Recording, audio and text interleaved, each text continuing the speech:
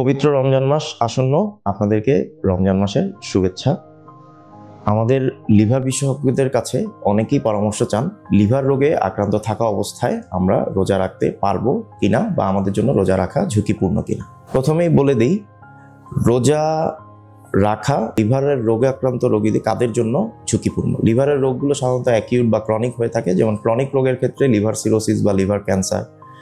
যেমন লিভার সিরোসিসে আক্রান্ত রোগীদের যদি এই মুহূর্তে পেটে পানি থাকে, তাছাড়া তাদের যদি কোনো আচরণে অসংলগ্নতা দেখা যায়, রক্তবমি, কালো পায়খানা হচ্ছে, অথবা তাদের চিকিৎসার জন্য ইভিএল বা ব্যান লাইগেশন সদ্য করা হয়েছে, এ ধরনের রোগীরা রোজা রাখার তাদের জন্য ঝুঁকিপূর্ণ। লিভার ক্যান্সারে আক্রান্ত রোগীরা যাদের লিভারের কার্যক্ষমতা ভালো নয়, তাদের জন্য রোজা রাখা ঝুঁকিপূর্ণ।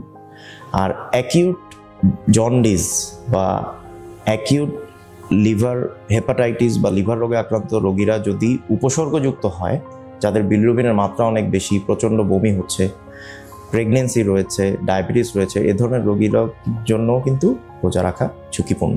তবে লিভারের রোগাক্রান্ত হলেই যে আপনি রোজা রাখতে পারবেন না তা না, কারা রোজা রাখতে পারবেন। যেমন অনেক রোগীদেরই ফ্যাটি লিভার রয়েছে, তাদের জন্য কিন্তু রোজা রাখা উপকারী।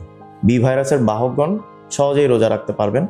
হেপাটাইটিস বি ভাইরাস এবং সি ভাইরাসে আক্রান্ত ব্যক্তিরাও রোজা রাখতে পারবেন, যাদের লিভারের কার্যক্ষমতা স্বাভাবিক রয়েছে।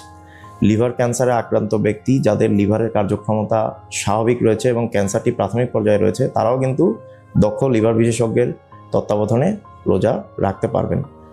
এবং লিভার ট্রান্সপ্ল্যান্ট গ্রহীতাগণও লিভার বিশেষজ্ঞের তত্ত্বাবধানে তাদের পরামর্শ অনুযায়ী প্রথম বছরের পর কিন্তু রোজা রাখতে পারবেন। আশা করি আমাদের এই উপদেশগুলো আপনাদের আসন্ন রমজান মাসে কাজে লাগবে।